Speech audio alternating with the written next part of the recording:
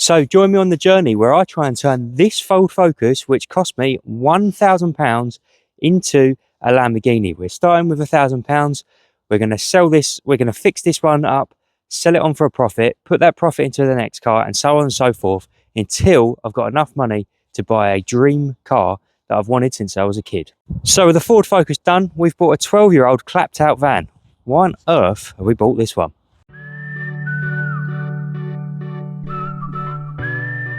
So getting straight back on with this one, you can see the bearing has collapsed. So the plastic cage between those ball bearings has collapsed in the input shaft bearing, allowing them ball bearings to wander. And that would have definitely been the noise. So there's no two ways about it. This gearbox has got to come apart and have a refresh of all the bearings inside.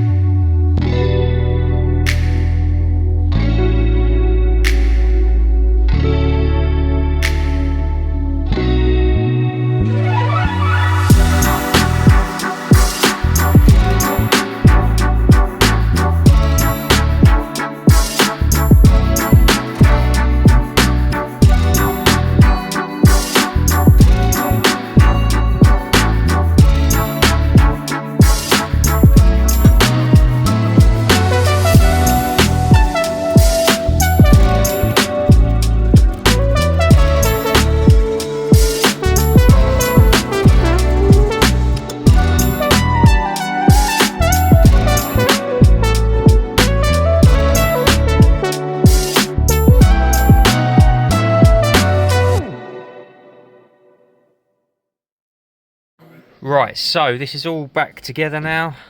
Just having the wheel arch put in, and we need to bleed the clutch. So I'll get it on the right screen and we'll bleed the clutch out. Fingers crossed we start with no problems. Let's go into the gearbox, special function, replacement parts, gearbox programming, pressurize the hydraulic circuit, action terminated. Maybe I need... oh, it's doing it now. Right, bleeding of the hydraulic surface.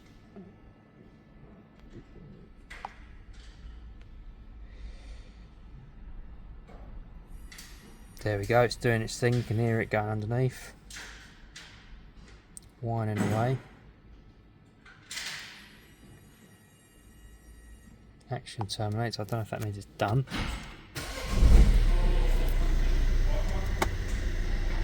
Oh, looks like it is.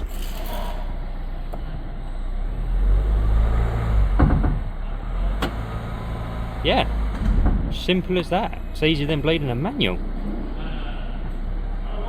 Just turn that ESP off wherever it is. There. Don't know why the auto's flashing.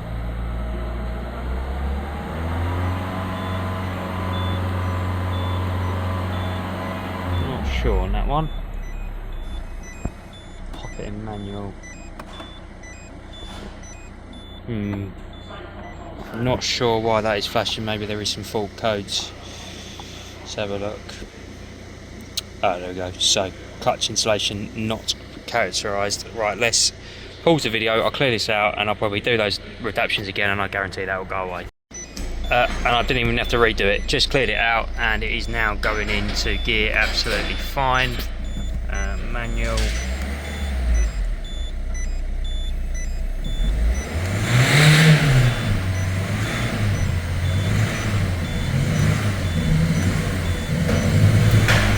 All the gears, lovely. So we still need to sort whatever this issue is out. I do believe the car has been remapped, I really do. It's incredibly quick and smoky. As you can see, the DPF was still in there, dirty but in there, so happy with that. But yeah, we'll give it a good run now. Just going to try and get this window up and then we'll give it a good run. Right, I did do a little bit of footage, but you couldn't really see me last night. Van is driving fine. It went into gear and everything after that programming, and then it started flashing auto, and it wasn't 100% happy. It just wanted the procedure repeated. You can see I kind of rushed through it, and this is a little tip for some of you technicians with aftermarket scan tools.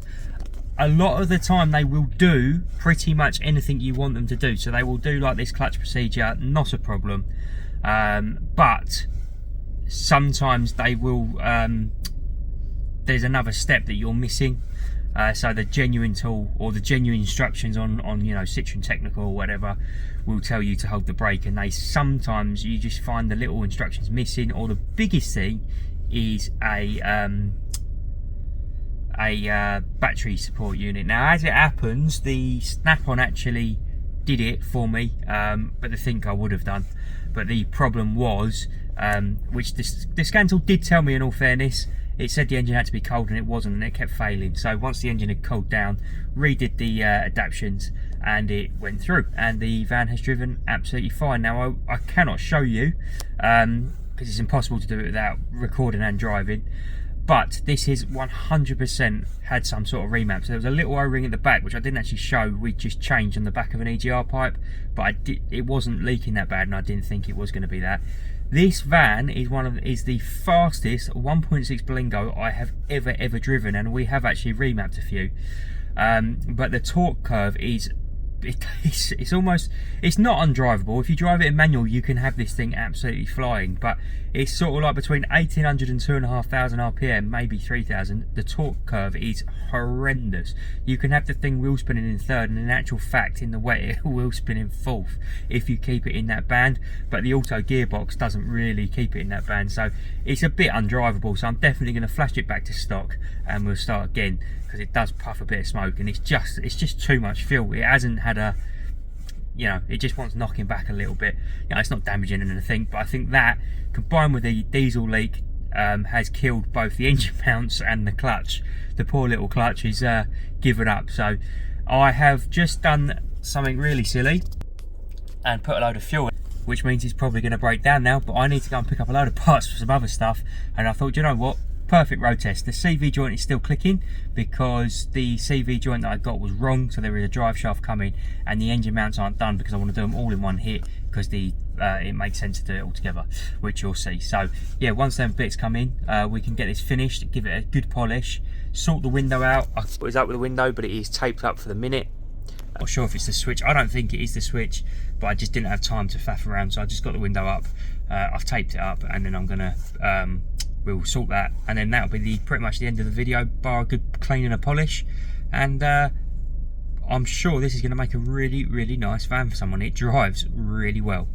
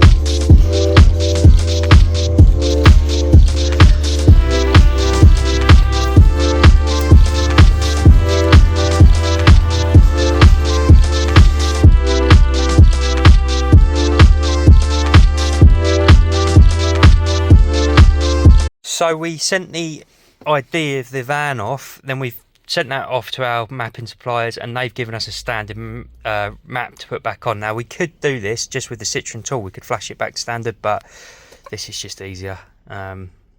So that's it. This is writing a new map to the van. Now as it happens, it's a standard map, not a remap. And yeah, this will just sit here, flash the ECU, and then it will be back to standard, and then we can drive up the road and see if the horrible amount of smoke has disappeared. Switch off, continue. Battery charge not enough, so I do need to put this on a battery support, so we'll bring it over and pop it on a battery support. You should always do that. Sometimes I chance it on my own vehicles, but if it's going to be like a 2-3 minute read, but this one won't do it.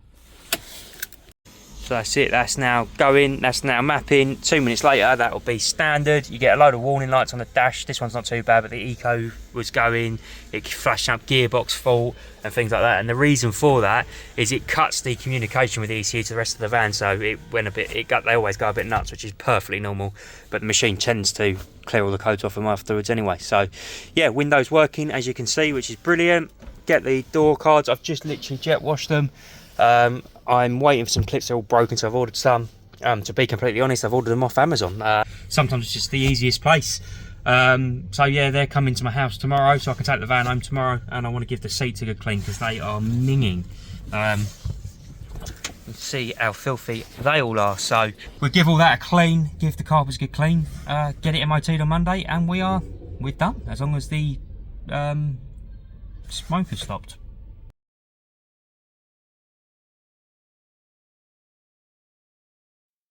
It has passed, so it failed on emissions. The smoke was still quite bad. I took the map off it. It's still a quick little van. It's quick because it's 6-speed and it's the 90 horsepower, not the 75. But it did massively reduce the amount of smoke, but it was still out of limits. I mean, it was off the charts before, but it was now down pretty much most of the way.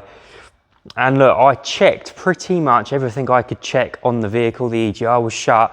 It doesn't look like it's had a cam belt, so it doesn't look like it's snapped a belt and moved the cams or anything like that. Checked everything I could check, and the only thing we can't check in the house is the injectors. And a bit of garage and a bit of car sales here. I thought I'm gonna have to send them off to be tested. It did sound a little diesel rattly, and I found a set, 124 quid, used set. Up the road at a breakers, put them in, and the emissions flew through. It was still, I haven't actually driven the van, so the van does need a good thrashing up the road to get the last bit of smoke and clean the exhaust out, etc., and the DPF out.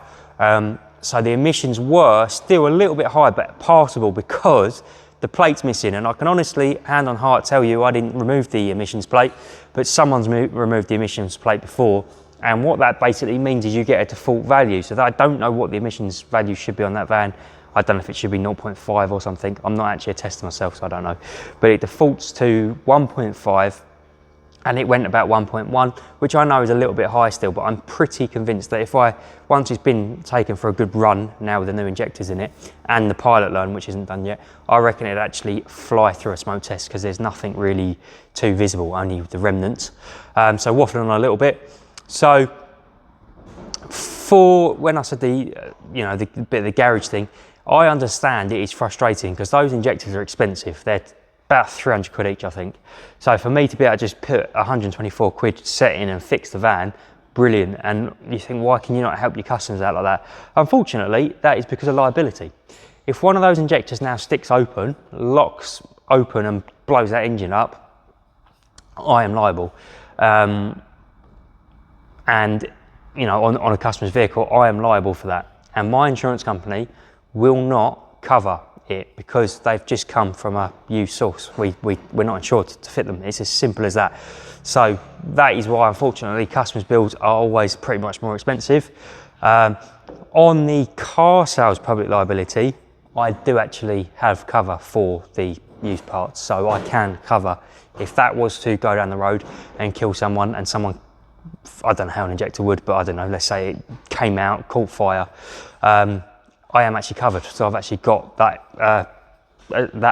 cover on the car sale side of things. There was no footage of me fitting the injectors because one of the lads did it. But yeah, that is pretty much getting there. A good clean up, a good polish, and it's ready to sell, and we can move on to the next one, which I'm excited about.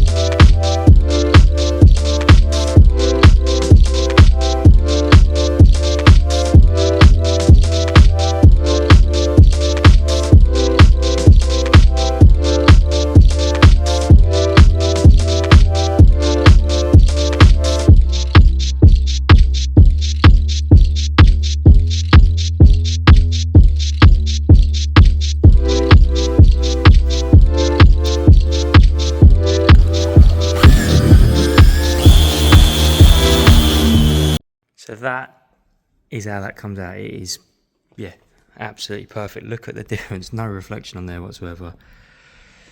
And that, it was just 3 stages. This isn't really a detailing pace, this is more of a body shop pace. This is a bit of a correction, so once you've, this is a detailing pace really. And then old school product, super resin polish, which I still love. And look at the difference, that's brilliant.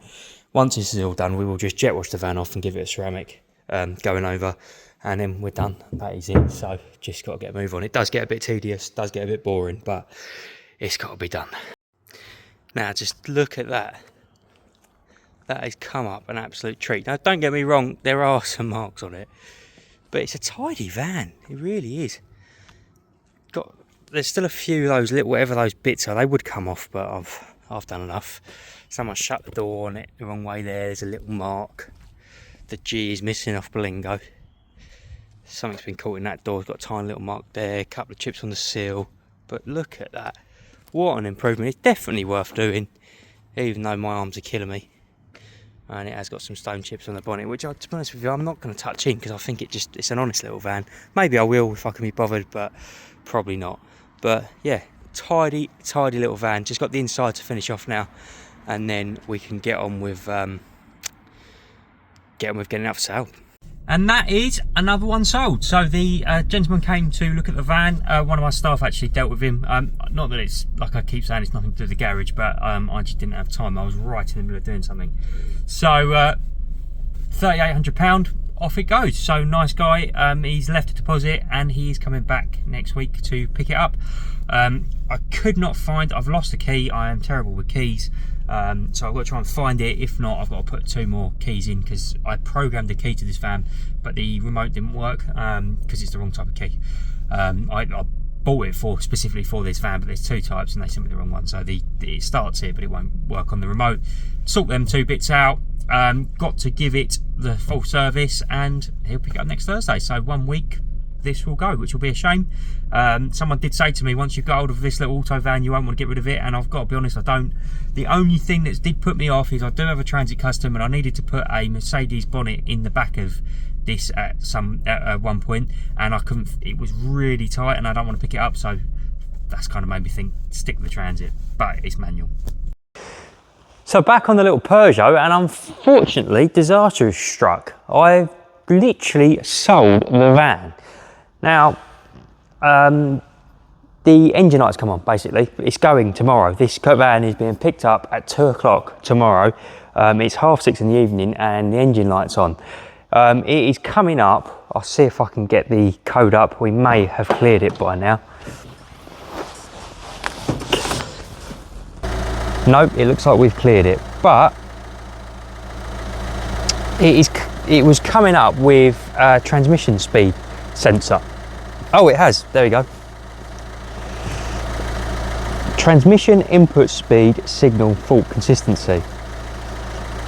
And I'll show you why it's doing it.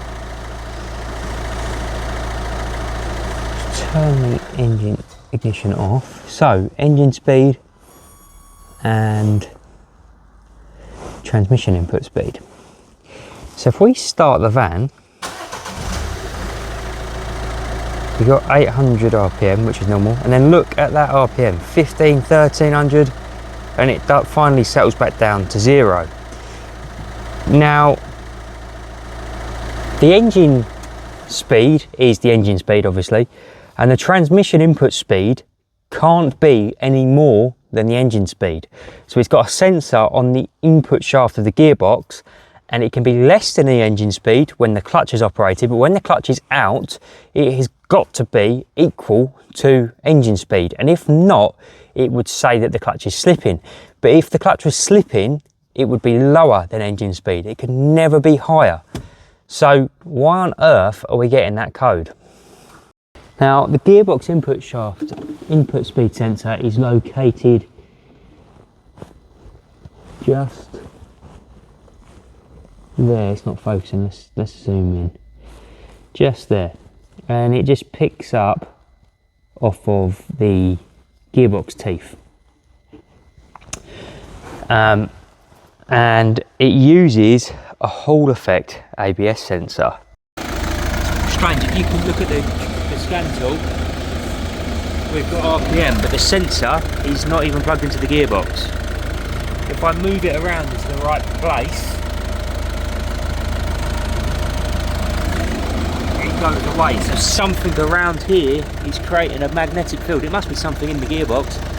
It's creating some sort of strange magnetic field, which is causing the car to think that the transmission's spinning. It's gone away now.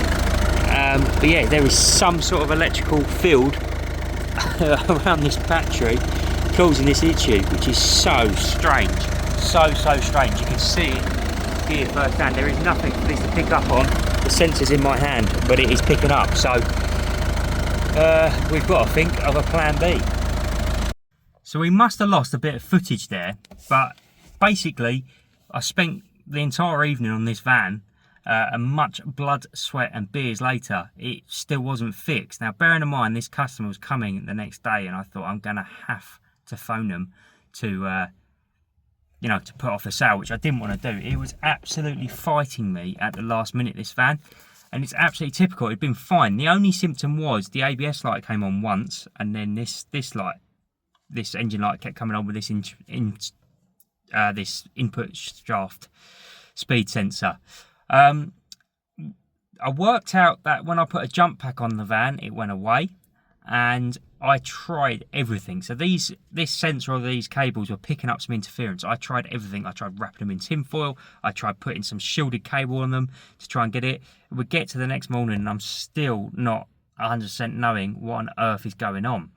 And like I say, when you disconnected the alternator, it went away. When you put a jump pack on it, this thing went away, and they were the symptoms. But the fix wasn't actually a big deal in the end, and I'll let you watch that now.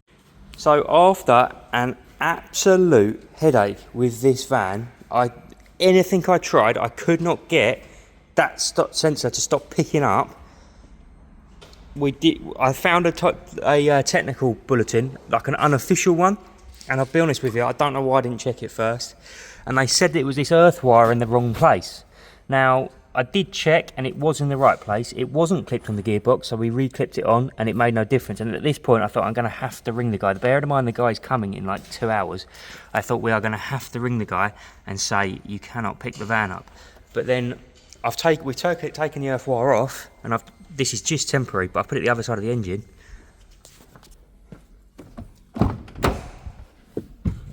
And let me just show you.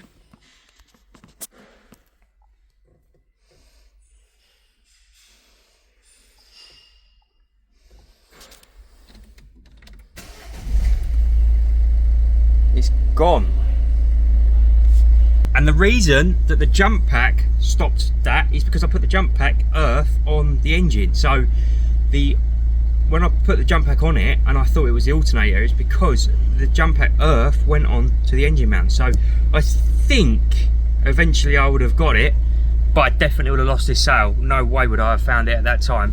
But that is it, it's fixed. Literally, we need to nip to Halfords, get an earth strap, put this earth on somewhere completely else, get rid of it and just put one on the other side of the engine, and it's fixed. That is one of the hardest things I have ever, or the biggest headaches I've ever had to come across.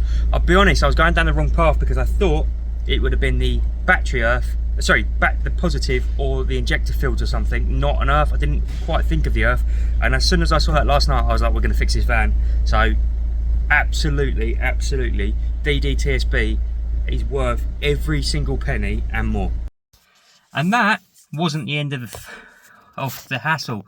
So we sorted the van out, we sorted everything out, got it sorted. Then the engine light came. No, it wasn't the engine light, there was a triangle light that came on, and I had to phone the customer and say, look, are you on your way? They said yes, we're on our way. And there was a fault code in the engine. Now the fault code was for the start-stop system. These vans, they had quite a complicated setup. They've got a capacitor in the wing and everything like that, and it would not let me clear the code for the start-stop. And the start-stop would work the whole time, but where we've been playing with the van so much, the battery got flat.